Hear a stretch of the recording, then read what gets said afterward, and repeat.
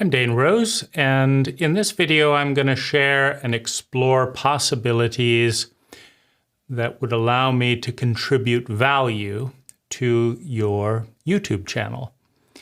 But I'm going to ask you to be patient, to bear with me as I tell you a story, and at the end of the story you will know how I can be useful to you, your channel, and most importantly, your audience in providing value. Now, I grew up in New York State, moved to Sussex, England at the age of 10. From there, moved to Cyprus, the island of Cyprus, at the age of 12. From there, moved to Findhorn, Scotland, a lovely community. Then back to the United States in Missouri, then to Vancouver, Canada, and then back to the United States, first in Washington State, and then where I've been living for the last 20 years in San Francisco, California. Now, this year, for the very first time, I'm moving to Southeast Asia on the island of Palawan in the Philippines. So it's a big shift. But throughout that first moving process, one of the things that I noticed was in England, which is one of the original countries out of which the United States emerged, they see things quite differently from Americans. Right? And so when I moved to England, they talk a little bit differently. And then when I moved back to America, I had a little bit of a British accent. And the customs and traditions in England are different from the customs and traditions in America. And when you listen to the news in England, they have the world news in England and they have the world news in America. But the world news was different news in each of these countries. And when you're in one country where everyone is doing one thing, and then you're in another country where everyone is doing another thing, and everyone thinks that their way is the correct way, as a child, I began to question, why are all these people doing things like this? But over here, all of these people are doing things like this. But nobody asks the question, is this really the best way to do things?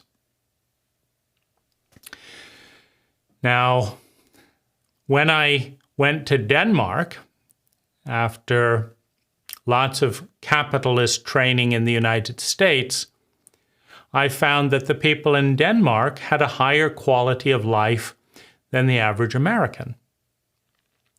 They worked fewer hours. They had better education. They had better health care. Their architecture was nicer. Right? Their parks were nicer. And they were happier people. They felt safer. And there was a lot more freedom in Denmark than in the United States. But Denmark has very high taxes, and America has much lower taxes. And so there was a lot of surprises for me as a business owner going to Denmark and learning that the Danish people liked their country and their government more than Americans liked their country and their government. Right? And so this backdrop of moving from one place to another and looking from different points of view has helped me understand a very important thing. And that is that the root word for culture is cult. And a cult is a group of people that copy what everyone else is doing, that is afraid to do anything different, that doesn't do things very scientifically, right? They follow the cult leader. They follow the norm. They do what's normal, even if it's crazy, even if it's unscientific, even if it's harming their people. A cult does the things that it does because everyone else is doing it, or because the cult leader says you have to do it this way. And I realized that the reason that the root word, the beginning word of culture, is cult, is because every culture is a bit like that. Every culture has a way of eating, a way of thinking, a bunch of habits, a way of driving. For example, I've rarely seen such terrible driving anywhere in the world than I see on Palawan. No motorcycle helmets, no lights working, no driver's license, driving in the middle of the road rather than in your lane. Some people driving very slow, some people driving very fast. It's a recipe for disaster, but it is normal in Palawan. And it is normal for a lot of people to die and get in accidents in Palawan. But that's not normal in America, right? But in America, there are a lot of rich people making lots of money, working longer hours than many Filipinos. And they don't spend time with their family. They're busy working, but they don't spend time with their family. And when I spend time in the Philippines, I see people spending time bonding with their family all the time. Right? That's normal in the Philippines, but in America it's a bit crazy. I've never seen such dysfunctional families as I have in America. And everyone just copies what everyone else is doing. That's what makes something normal. The cult of normal is one of the most expensive cults. It's the biggest problem for humanity today. Because all over the world, people repeat the same mistakes that their parents, that their country makes over and over again. One of the interesting things that I noticed when I went to England at age 10 was we lived in a 400-year-old house in England. And we had these big locks on the doors, and the keys were this big. They were heavy. They were simple. They were difficult to turn. But that is the way they made locks in England for 500 years. And so they just continued making big, uncomfortable, heavy, difficult locks because that's the way they did it before. But in the United States, we had small keys that were very light, that were very hard to pick, that were hard for thieves to open. And they were cheaper. So they were cheaper, they used less metal, they were better, they were lighter. You fly over to England, they're all crazy when it comes to door locks. You fly over to America, they have good door locks. Now, in England, they have toilets where you press one button and it's a little bit of a flush, and another button and it's a big flush. But you fly over to America, and I didn't see any of these toilets. And so it got me thinking that the entire world could be a better place if people simply visited other countries and then took the best ideas back to their country and copied them, rather than doing the same old thing. If people broke out of their cultural programming and did the most intelligent thing, right? And so this applies to all areas of life, right? There are cultures that have great relationships, and there are cultures that have terrible relationships. There are cultures that have great motorcycle safety, and cultures such as Palawan that have terrible motorcycle safety, right? So there's all of these differences in different places. And the real question is, who's bringing this wisdom, this knowledge back to their country so that everyone of their own people can benefit? And in many cases, the answer is no one, right? And so it's up to us as individuals to find the best practices in every culture, in every country, and bring them into our own lives, or repeat the chronic stupidity, the chronic ignorance, the failure, the incompetence of our parents, of our grandparents, of our culture, right? Now, this is an American idea because American culture looks at new ways, new and improved ways of doing things. Whereas another culture, such as Thailand, or to a lesser extent England, looks to the past and tries to preserve tradition. Right? But one of the things that I bring is this idea that we can all learn from best practices around the world, and our personal life can be 10 times better if we are humble enough to learn from people who know more than we do. And so that's a big part of my life, to take things that I've learned in other countries, to bring them into my own life, and to share them with others. Now, I left home at age 17 because my parents were fighting, they were getting a divorce.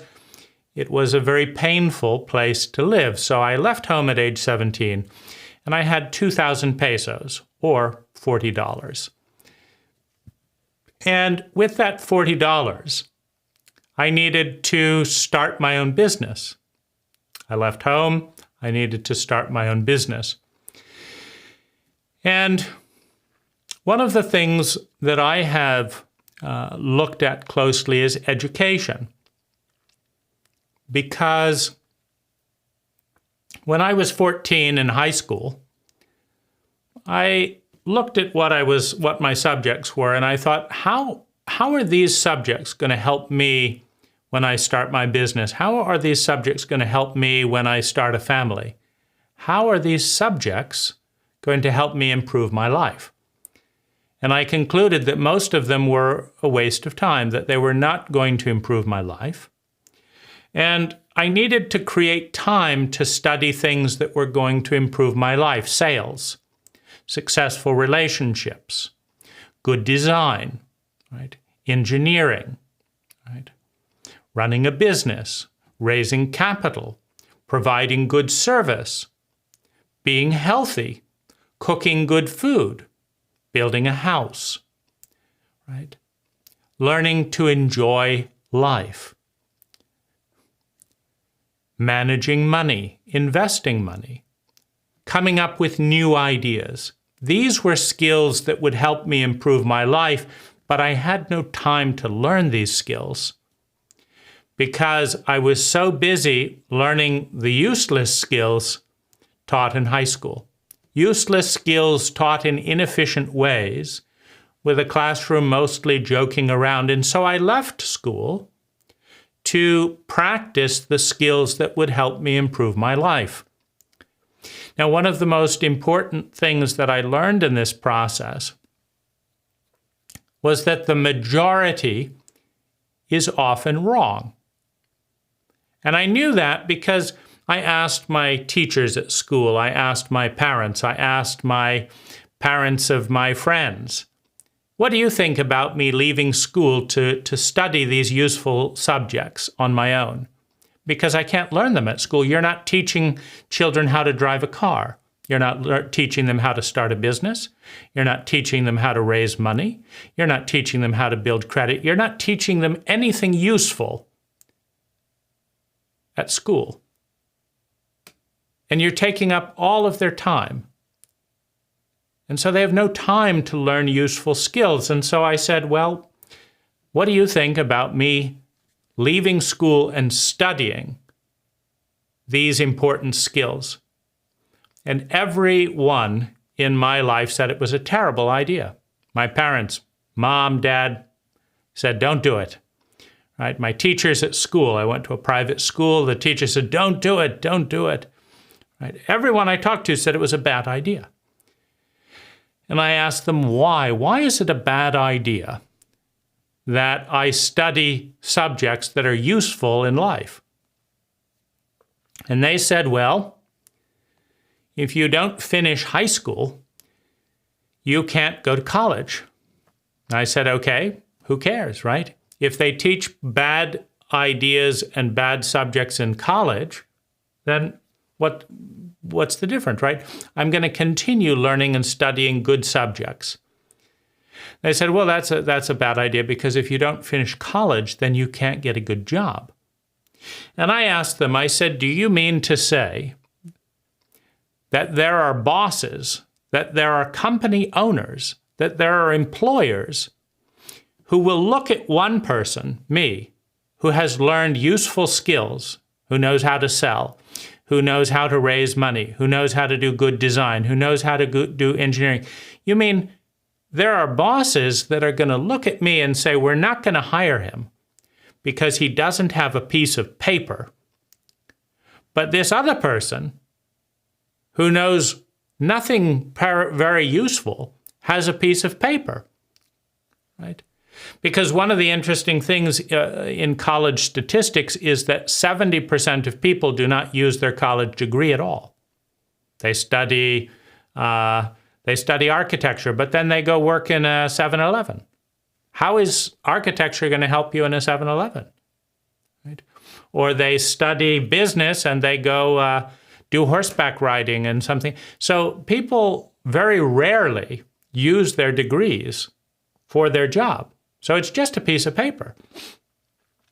And what they told me was, yes, that there are many bosses in the world, many employers, who will look at a piece of paper and make a decision, but they will not look at the person and their ability and make a good decision. And I said, that is a very stupid way of hiring someone. If I hire someone, I'm going to look at the person. Do they do a good job? Are they honest? Are they hardworking? Do they know what they're doing? Do they care about their work? And if they do, I'm going to hire them. And if they don't, I'm not going to hire them, even if they have 10 pieces of paper. If they have 100 degrees, but they're lazy, or they have 100 degrees, but they're not useful, or they have 100 degrees, but they're not honest. They have 100 degrees, but they can't do the job that I want them to do. I'm not going to hire them. And they said, well, this is a terrible idea. And so I said, well, if the boss that I want to work for is not intelligent enough to understand my ability, I will work for myself. I will hire myself. Learning and using my skills, I will start a company. I don't want to work for a fool who pays more attention to a piece of paper than to a human being. So I did what I thought was right, and it was the best decision that I made in my life, right? I started my company at age 17. It went on to make millions of dollars. I've had work anytime I wanted it. Recession, up, down, I've had work. And it's good paying work, right? I make 50,000 pesos in 1 hour. That's good work. I don't need more than that. I have freedom. I can make the amount of money that I need to live the life I want to live without a high school diploma, without a college degree, and without having to get a job working for someone else, because I made myself useful. I made myself helpful to other people. And every day for 30 years, I improved the quality of my business, of my work, of my service. I improved my capacity to help people. So you can make millions of dollars. You can make tens of millions of pesos with no degree if you take the time to learn the right skills and if you start your own company. You only need 2,000 pesos to make a beginning. Now, it is harder, of course, in the Philippines, right, than it is in the US because the economy is different. It's harder. But the same principle applies because costs are much lower in the Philippines, right? So I make 50,000 pesos an hour, but my house costs 300,000 pesos a month. So it's a lot more in house cost, but a lot more in income, right? So I believe in thinking, and I believe that each person is wise to consciously build their skills, to learn useful skills, and if necessary, to leave school in order to learn to be more useful, to get more practical knowledge. Because practical knowledge is more valuable than a degree in many situations. And it gives you more freedom. I've never worked for a boss in my life. It gives you more freedom. And I'm passionate about sharing this story because there are millions of people around the world who are unemployed, who do not have the basic knowledge to start their own business, and who are never going to get a degree. But you don't need the degree. You need to learn a few basic skills every day. In every way, you can get a little bit better.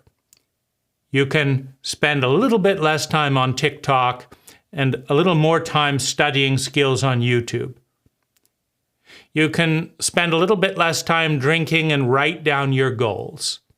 Right? When I started writing clearly defined written goals at age 14, my productivity increased 400%. I achieved 4 times more things. That's what allowed me to write the only book in my area. This book, Marin Landscape Design, it's the only book in my entire county dealing with design. This is what helped me teach at the College of Marin, teach landscape design. Right? You can write a book. No one's stopping you, right? I wrote and I published this book. I've written and published 20 books. You can set goals. You can learn, you can study things, you can improve your life step by step, and you do not need money to do it. You do not need money. You need intention, you need intelligence, and you need to believe it is possible. And then you can do it on your own. Right? This story, this information, has the capacity to take any high school student and increase their life, the success in their life 1,000%, 10x. And it's something that I enjoy helping young people learn about and discover. Now, my parents had a terrible marriage. Their marriage was so terrible that at the age of 14, I considered killing myself because I couldn't leave the house. And it was so painful. I had to wear earphones to not listen to the screaming. It was painful. It was depressing. And yet almost no students, no high school students, learn how to manage depression, learn how to deal with anxiety, learn how to deal with terror, learn how to deal with loneliness, and get help when they feel like killing themselves. Right? Good Filipina friend, her abuse was such that she wanted to kill herself at age 7. Right? So a lot of young people, a lot of people around the world deal with depression, stress, loneliness, etc. But our culture does not teach anything useful about the science of dealing with these things. And so one of the things that I've focused on in my books, this book is 101 Choices on My Path to Well-Being. This is a book, more recent book, about love, the different understandings of what is love. How do you develop the art of being loving? Right? Here's another book on partnership. Like, how do you create the kind of relationship where it feels like you're doing it together rather than lying and cheating and doing things on your own? I learned from watching my parents that you could be rich, you could be beautiful, you could have a marriage lasting 20 years, but you could still be miserable. You could still fight, you could still fail, you could still lie, you could still cheat. You could have a miserable family with lots of money. And that's not something that America teaches. America does not teach how to have successful relationships. Now, I've talked with hundreds of Filipinas in my visits to the Philippines over the last 15 years, and almost all of them have horrible stories about past relationships. But what's interesting is they don't have any strategy for creating a good relationship. And so they often create one bad relationship after another, but they're not thinking or doing anything different.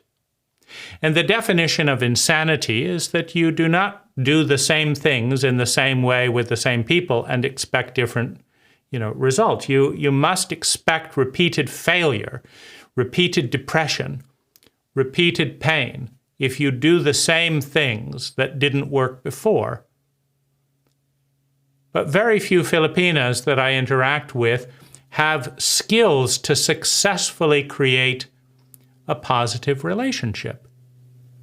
Now, you can measure that by their statistics. I have a friend in Palawan. She's had 3 male relationships, right? The first one didn't go anywhere. The second one tried to rape her. The third one succeeded at raping her. And then she had 4 children with that man, because once he raped her, she got pregnant, and she thought, well, she shouldn't leave him because then there would be no father. So the man that she chose was the only man who successfully raped her. And then he left later after becoming violent and developing a drinking problem. Now, she has no interest in reading a book. Now, I find that fascinating. She has failed 100% of the time. She has raised 4 children in misery and suffering, never enough money day after day, and she's doing nothing to learn about how to pick a better partner. I think that's crazy, right? It's crazy to be such a failure in so many areas of relationship and have no interest in learning. But she won't read the book. Now, this is not unusual. This is normal cult thinking in the Philippines. I'm just going to have magical thinking. I'm not going to study. I'm not going to learn. I'm not going to work hard to find the right person. I'm just going to see what happens. But if what has already happened is a tragedy, then why just wait for the tragedy to repeat? So one of the things that I'm most interested in is teaching Filipinas who want to have better relationships the skill on how to do it, How do you pick someone capable of a good relationship? Because only 10% of the population is able to have a good relationship. So how do you pick the 1 in 10? How do you maintain the relationship? How do you become 1 out of 10 people who can partner to create a relationship? How do you learn the skills? Are you willing to? Or do you just have magical thinking? Now, after I created enough money that I don't have to work, after I have enough money to buy the things that I want to buy, what next? The American cult, the American culture, says that you should just get bigger and bigger and more money. Be bigger, more money, more houses. You have 1 house? Okay, get 2 houses. You have 2 houses? Get 3. The American cult is about spending money. Get 5 cars, right? Have a house in Greece, a house in Spain, a house in the Philippines. But this is nuts. This is what a lot of people are doing, but it does not bring about happiness. In many ways, it brings about stress. Now you have to clean the 5 houses. Now you have to travel around and see fix the problems. The roof in this house needs repairing. Now you have to do that. So it's a miserable idea. And so one of the things that I've done for myself is created a nonprofit, an NGO, an organization that has the sole purpose to help other people, to help other people be more happy, more successful, have better relationships, have a better physical environment, to help the planet to be more sustainable. It's called Happiness Data, is the organization, and the goal is to learn what helps people and make that information freely available, to make the data available that people can use to become happier. And I have given away my money to this organization because it's more fun than buying another house. It's more fun than buying another car, to be useful, to help people in different ways. And one of the reasons that I'm moving to the Philippines is because a little bit of money can help people a lot. Filipinos, in some aspects, are more open to learning than Americans. Right? One of the best students that I've ever met, meaning my student, who I've mentored, right? She's learned thousands of % of new skills that have improved her success and well-being. She's Filipina, right? So the best student that I've ever met is a Filipina, about learning skills about life. And so one of the things that I want to do is to connect with, to challenge, to support Filipinos who want to have a better life and need suggestions, want to know how, which books to read, what things to do to improve their life. In my retirement, I volunteer my time to help Happiness Data. And sometimes to invest or give away money when doing so is going to do a lot of good in the world, a lot of good in the community, is going to change someone's life who is hardworking and doing the right thing and can succeed. Because if you give money to some people, they become lazy and stupid and just ask for more money. But if you help loan a little bit of money, give a little bit of money, invest a little bit of money in smart, kind, hardworking people who want to learn, they lift their whole family up, right? And so this is my, this is my passion in my retirement, is to help good people, hardworking people, honest people who want to learn, who will do everything they can to improve their life with what they have, to succeed, to go the extra mile with a little bit of support. So these are my interests, and this is how I've arrived here. And my invitation to you is, one, you can have a conversation with me live or recorded online.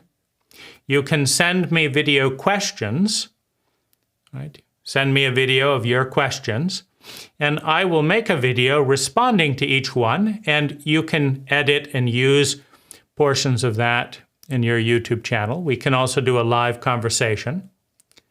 And the focus is, right, better education, better business, better relationships, and support doing good in the world, as well as a chance to learn about different cultures, what's good over here, what's good over here, what are some of the things that Filipinos do better than anyone else, what are some of the things that Filipinos do worse than anyone else, and how do you learn and make your personal life better because of this information.